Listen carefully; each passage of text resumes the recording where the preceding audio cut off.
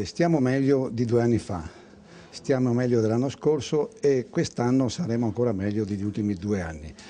Prevediamo uno sviluppo dell'1,6% del 2010 e dell'1,3% del 2009. Sembra uno sviluppo minore, ma in verità passare da 0 a più 1 è facile, da passare a 0 a più 5 è molto più difficile.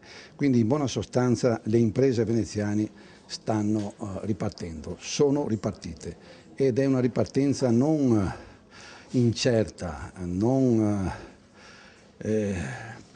balbettante o fatta di episodi e settori occasionali, è una ripresa consolidata ormai. E questo potrebbe rappresentare una speranza anche per l'occupazione che finora non è decollata.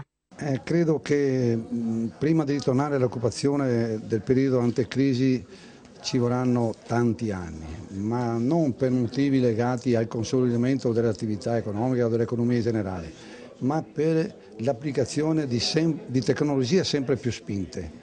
Il costo della manodopera in certi settori è non più sostenibile. Saranno necessari